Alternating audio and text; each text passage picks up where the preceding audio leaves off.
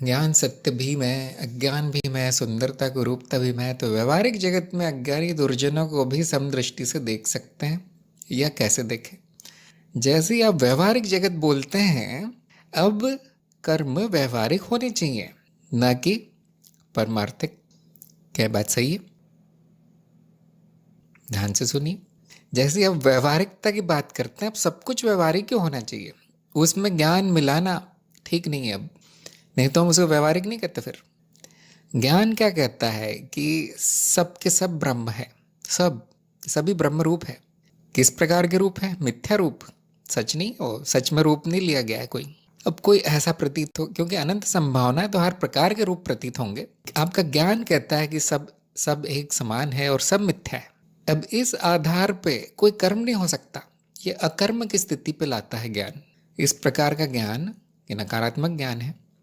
अकर्म की स्थिति पे लाता है कि अब करने वाला भी तो कोई नहीं है, अब समदृष्टि से देखने वाला भी कोई नहीं है, या इनके बारे में निर्णय लेने वाला या न्याय करने वाला भी कोई नहीं है। तो यहाँ पे मानसिक शांति, आनंद, बोध होता है कि चलो कुछ भी नहीं है, नाश विनाश करने वाले का कोई अस्तित्व तो नहीं है, सत्य नहीं है वो। अब व्यवहारिकता में आ जाइए, और यहाँ पर सूत्र है, एक सूत्र है, सबको ध्यान रखना है। सूत्र जो आवश्यक है वो करना है। ये बात हर सत्संग में 2 या 3 बार बताई जाती है। आप लोग बहुत जल्दी भूल जाते हैं। व्यवहारिकता में क्या करना है हमें?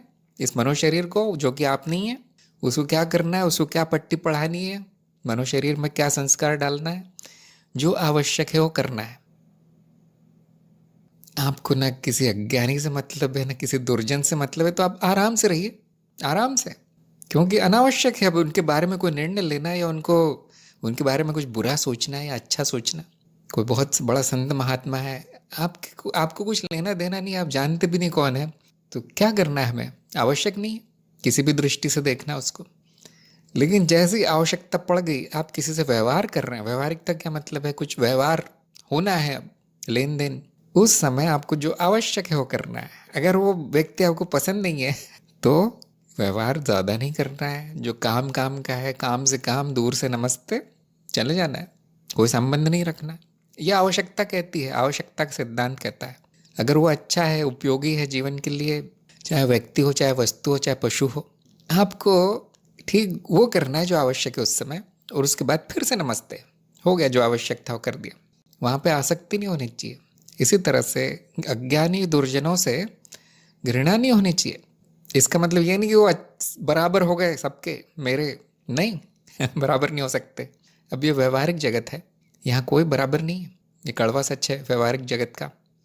ये माया का सत्य है कि यहाँ हर प्रकार के जीव हैं। अब आपको जो आवश्यक है वो करना है। अब कौन निर्णय लेगा क्या आवश्यक है? कौन लेगा? साधक स्वयं। व्यवहारिक जगत है तो यहाँ साधक भी है। अब बोल नहीं सकते कि मैं ब्रह्म हूँ। ब्रह्म कोई निर्णय नहीं लेता, ना कुछ करता है। तो व्यवहारिकता में साधक है। सत्य मान लीजिए, विसत्य निर्णय लीजिए, मुझे किसके साथ कैसा व्यवहार करना है। जो आप करेंगे वो सही होगा। जैसे ही आप किसी और से पूछी करते हैं, हो सकता सही भी हो, गलत भी हो, लेकिन आप सीख नहीं पाएंगे। आप सही गलत सीख नहीं पाएंगे। समदृष्टि, भेद दृष्टि जो भी है वो सीख नहीं पाएंगे। तो स्वयं कीजिए, अपने कर्मों का उत्तरदायित्व तो लीजिए कि मैंने किया है, हाँ ये मेरा ही कर्म है, इसका फल ये आ गया। ये व्यवहारिकता है, ये बुद्धिमानी है। और ज्ञान को माया में मिला देना बुद्धिमानी नहीं है। ज्ञान को ज्ञान ही रहने दो, उसको नीचे मत घसीट के लाओ उसका उपयोग नहीं है। ज्ञान का कोई उपयोग नहीं है। सुंदरता को रूपता सब कुछ मैं हूँ, हाँ, इस बात का कोई उपयोग नहीं है इस जीवन में। कहाँ उपयोग है? उपयोग नहीं कह सकते उसे। हर उपयोग का अंत ज्ञान है।